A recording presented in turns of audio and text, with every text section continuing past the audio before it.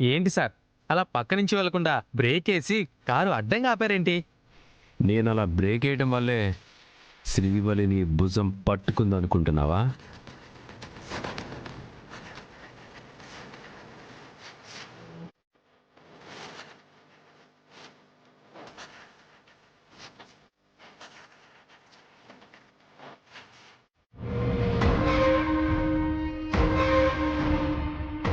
కానీ అంతకన్నా ముందే నువ్వు పట్టుకోవాలని నువ్వు చూస్తూ ఉన్నావు నాకు తెలుసు. ఏం మాట్లాడుతున్నారండి? వెంకటపతి రాజుగారు, పిచ్చి వాళ్ళ మాటలు వింటూ మనం ఇక్కడ ఉండకూడదు. వెళ్దాం పదండి. అవును శ్రీవల్లి, నిన్ను పెళ్లి చేసుకోవాలనేసి నేను పిచ్చివాడిలా ప్రయత్నించాను. కానీ ఏం చేస్తాం, మీ చెల్లి నా పెళ్ళం అయింది. చూడండి, మన నుదిటి రాతలో మన జీవిత భాగస్వామిగా ఎవరిని రాసిపెట్టుంటారో వాళ్లే మనకు జీవితాంతం తోడుగా ఉంటారు. అంతేనంటావా? లిఫ్ట్ ఇచ్చిన వాడి వెనక కూర్చున్నంత మాత్రాన జీవితాంతం తోడుంటారని అనుకోకూడదంటావా?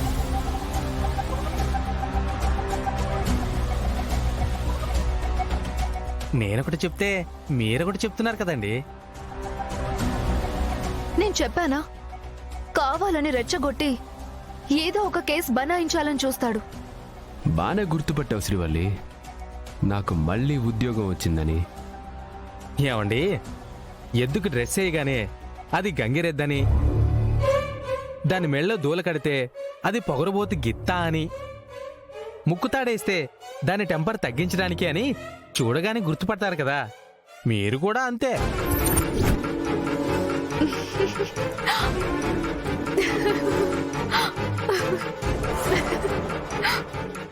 అదేంటండి, నేను ఆయనకి చెప్తే మీరు నవ్వుతున్నారు? ఏం లేదులేండి. నాకు తెలుసు, నువ్వలా చెప్పగానే నేను కూడా ఒక జంతువు అనుకుని ఉండొచ్చు. అనుకోవడానికి ఏముందండి, ఎన్నైనా అనుకుంటారు.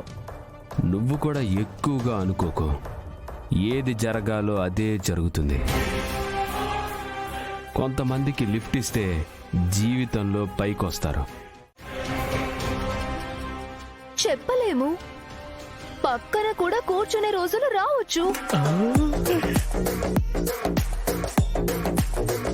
దానికి గింజుకొని ఆరోగ్యం పాడు చేసుకోవద్దు.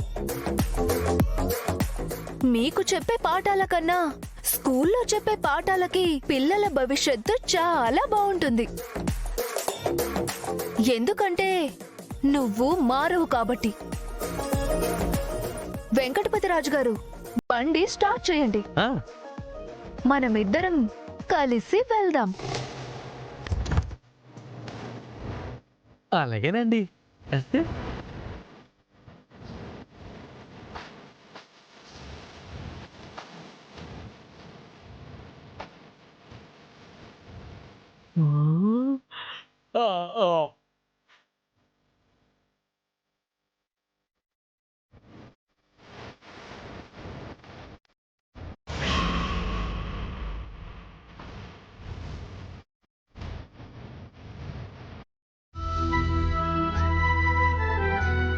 నాగవల్లి, ఇదిగో బాక్సులో టిఫిన్ పెట్టాను. ఆఫీస్కి వెళ్ళాక ఏదో ఒక టైం చూసుకుని ఖాళీ దొరికినప్పుడు తినేయమ్మా. ఇప్పుడు ఎందుకత్తయ్య ఇవన్నీ? ఏం తిన్నా వామిటింగ్ అయిపోతుంది. అలా అని తినకుండా ఉంటావా? ఏం తినకుండా ఉంటేనే డ్యూటీ చేయగలుగుతున్నానత్తయ్య. లేదంటే తిన్న 10 నిమిషాలకే వామిటింగ్ అవుతుంది. ఏమి తినకుండా డ్యూటీ ఎలా చేస్తావు? నీరసంగా ఉంటే ఏ పని సాగదు. నీకోసం కాకపోయినా నీ కడుపులో పెరుగుతున్న బిడ్డ కోసమైనా ఎంతో కొంత తినాలి కదమ్మా. మీ అత్త కోడళ్ళిద్దరూ ఒకరినొకరు ప్రేమలో ఒలకబోసుకుంటుంటే అక్కడ రెండో రోజే ఉద్యోగంలో నుండి తీసిపాడేస్తారు.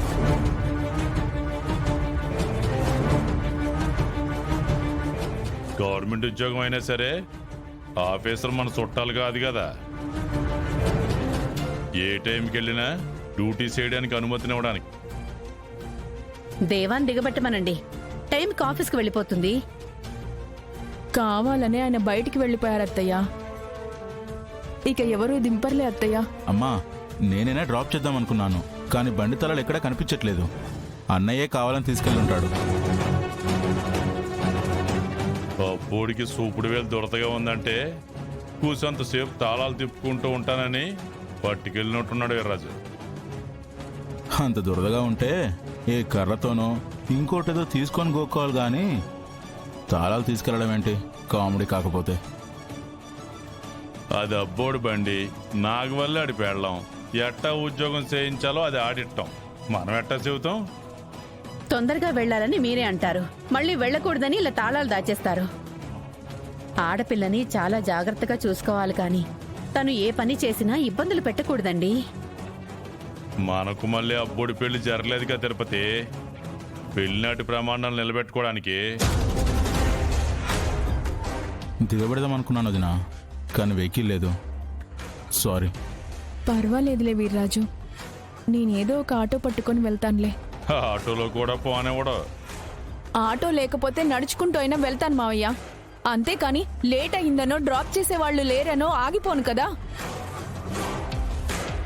అయ్యో, అంత దూరం ఎలా నడుస్తావు నాగవల్లి?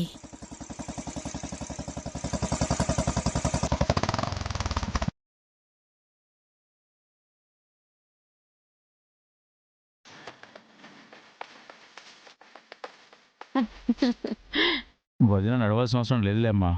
బుల్లెట్ సౌండ్ వినిపిస్తుంది కదా, గంగబా వచ్చినట్టున్నాడు. అలా ఎలా వస్తాడు ఇంటికి?